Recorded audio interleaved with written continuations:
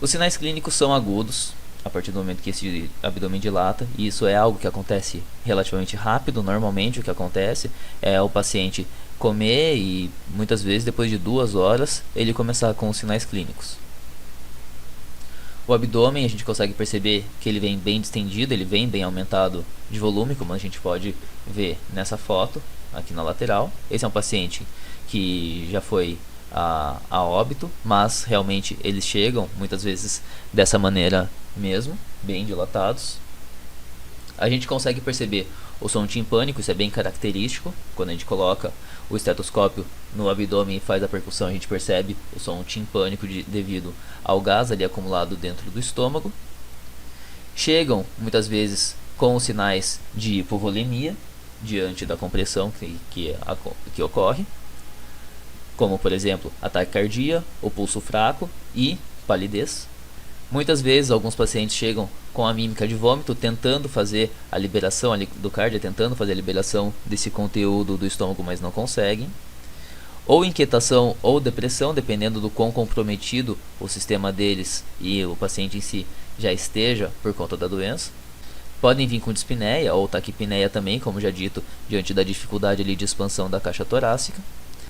O diagnóstico dessa dilatação se dá de duas maneiras, ou clínico ou radiograficamente. A princípio, é preferível o diagnóstico clínico, por ser um diagnóstico mais rápido do que fazer o posicionamento desse paciente para o raio-x, e muitas vezes também a gente não tem o raio-x de prontidão para a gente conseguir fazer de maneira rápida. E como essa é uma doença que evolui muito rápido, questão de minutos, podem fazer diferença no tratamento desse paciente, que quando se consegue o diagnóstico clínico é favorável.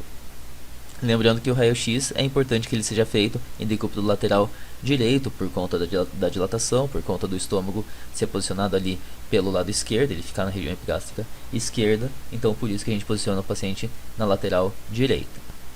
O diagnóstico clínico se dá pelos sinais mostrados anteriormente, também principalmente aí pela questão da percussão na região epigástrica esquerda e a percepção desse som timpânico.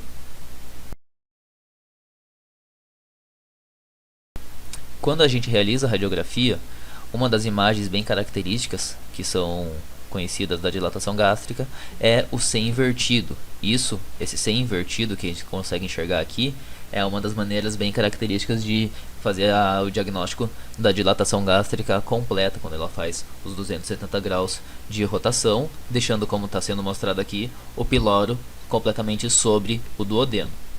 E aqui tendo todo o estômago também dilatado e torcido.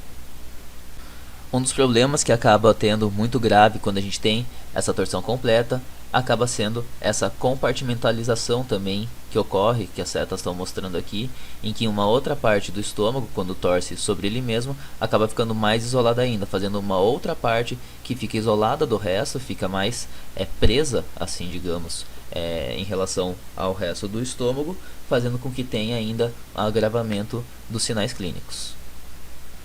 E é possível ver nas duas imagens aqui a dilatação do estômago, nessa e aqui também nessa posição dorso-ventral a gente consegue ver o estômago dilatado, acumulado por gás. Um detalhe, fazer na posição dorso-ventral e não na ventro-dorsal, que seria o mais convencional, pela questão de facilitar a respiração desse paciente que já está muito dificultosa. Quando você vira o paciente de barriga para cima, dificulta mais ainda.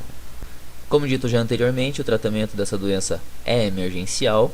Assim que é percebido, tanto clínico quanto radiograficamente, o ideal é começar imediatamente o tratamento desse paciente, tendo como foco terapêutico três vertentes. Primeira de todas, a descompressão gástrica. Em segundo, correção das alterações hemodinâmicas que esse paciente esteja sofrendo. E terceiro, a prevenção das recidivas e correção propriamente desse estômago. Essa ordem deve ser seguida, essa é a ordem de correção da dilatação gástrica, mas eles têm que acontecer meio que simultaneamente. No caso, enquanto o ideal seria ter mais de uma pessoa para fazer o tratamento desse paciente.